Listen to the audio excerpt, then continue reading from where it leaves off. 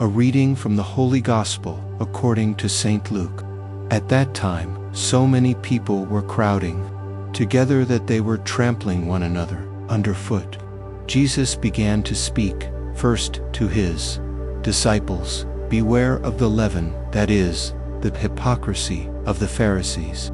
There is nothing concealed that will not be revealed, nor secret that will not be known.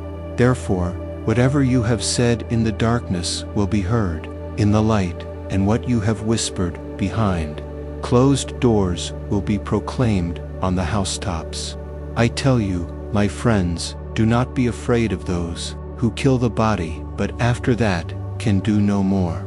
I shall show you whom to fear. Be afraid of the one who, after killing, has the power to cast into Gehenna. Yes, I tell you, be afraid of that one. Are not 5 sparrows sold for 2 small coins? Yet not one of them has escaped the notice of God. Even the hairs of your head have all been counted.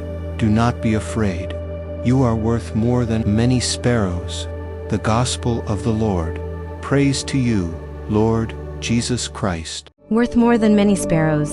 In midst of misunderstanding, persecution and trials experienced by the early church communities, the believers must remain steadfast to the truth that Jesus is risen from the dead and remains with them, and no amount of persecution can stifle the truth of the gospel. God is the author of life, and no amount of intimidation to kill the body should dissuade them from proclaiming in the housetops the good news of salvation.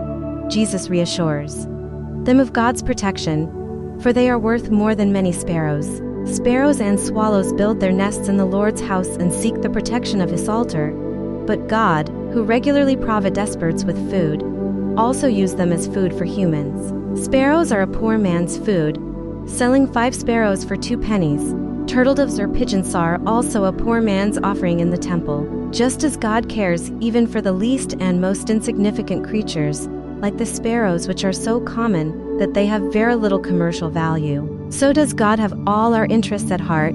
If he cares for these little birds, how much more will he care for Jesus' disciples?